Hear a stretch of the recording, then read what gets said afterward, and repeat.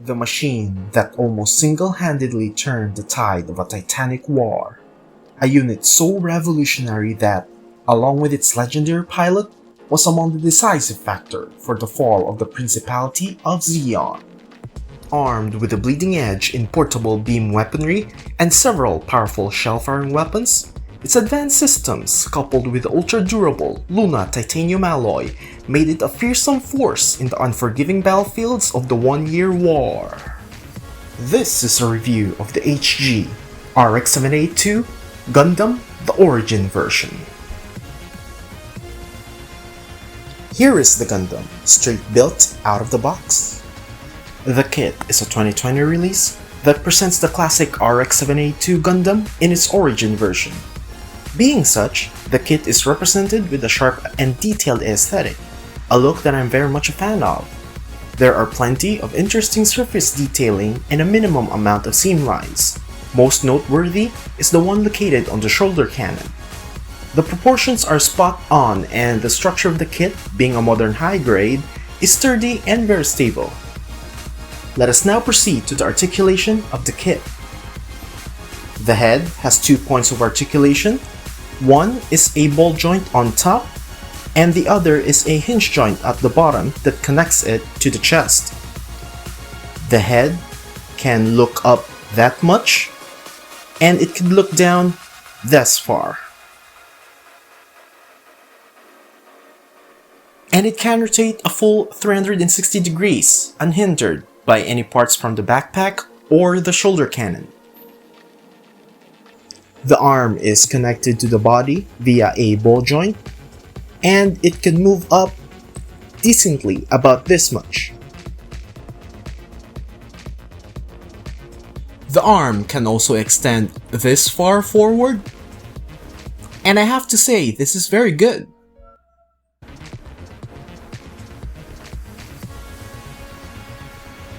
It also has a double jointed bend at the elbow, giving the kit a wide range of movement so that you could easily perform a dynamic pose. And lastly, we have a ball joint connection over here. The torso has some pretty wild and interesting articulation. So it can move forward this much and backward this far out.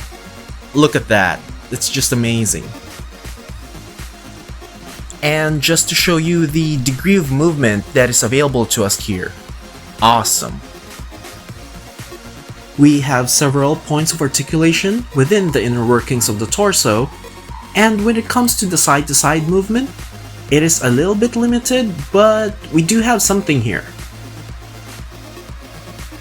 We have rotation at the waist, and it can easily rotate 360 degrees with no interference.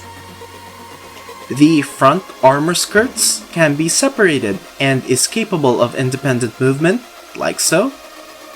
The side skirts can also move up and down, front and sideways, like so. And there is no articulation at the back skirts. The leg can move this much forward,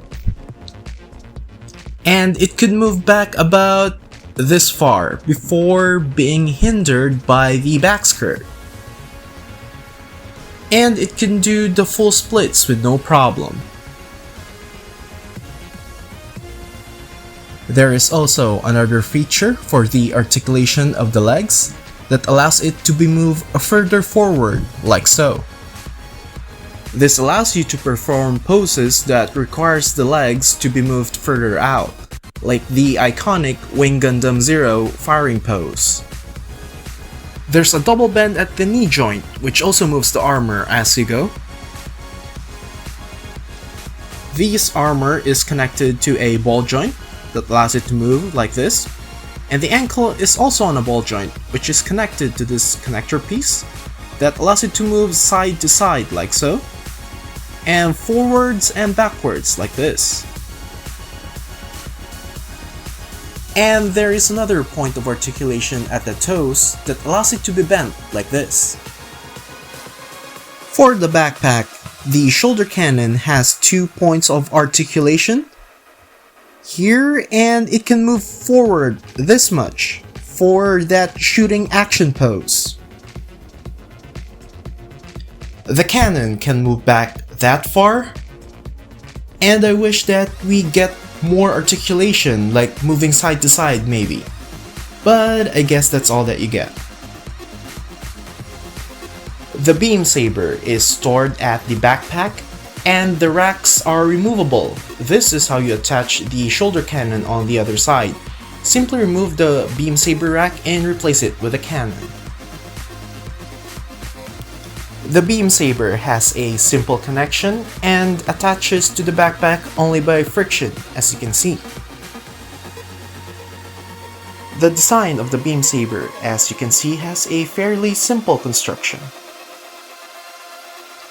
The thrusters are articulated and can be useful during dynamic poses, showing the Gundam blazing throughout space. It comes with 3 pairs of manipulators, the beam rifle early type version, the traditional beam rifle of the Gundam, the hyper bazooka, and the shield.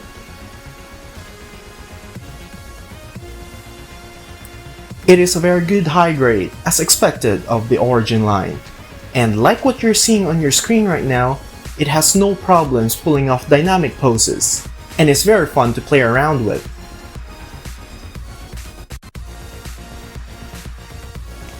And if you decide to put in a little more effort in applying the decals, doing some panel line markings, and some minor painting, I must say the results are definitely worth it.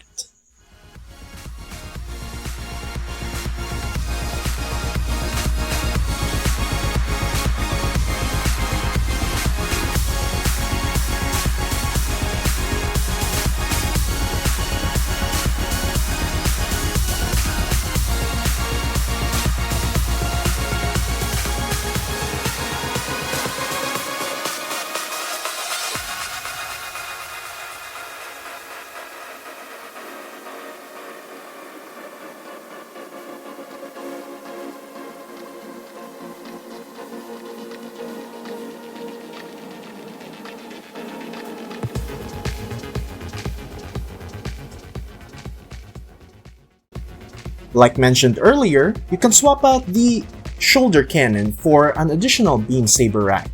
This emulates the middle type iteration of the Gundam.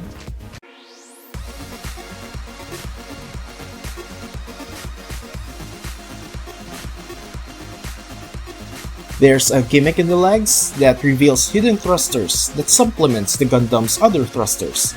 This allows the Gundam to move even faster throughout the battlefield. The shield has a number of moving parts and is quite adjustable. There are holes here that allows you to plug the beam rifle, giving you more variety in posing and storage, which is really amazing. Looks really cool.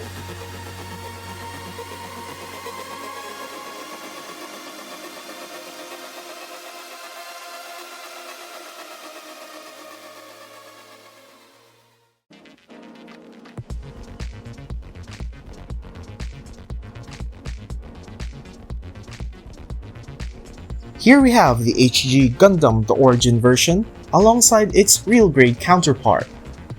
There are a number of key differences, with the surface detailing certainly more abundant on the real grade, as well as the color separation. However, for me, I prefer the stability and the proportions of the newer high grade. And that is it for my review of the HG Gundam, the Origin version. It is a very nice looking kit with some top tier articulation and fantastic accessories to go with it. In my own opinion, it is the best iteration of the classic RX-78-02 Gundam in 1:144 scale. Don't forget to hit the like button and subscribe to the channel. I look forward to doing more Gunpla reviews, and I'll see you all on the next one.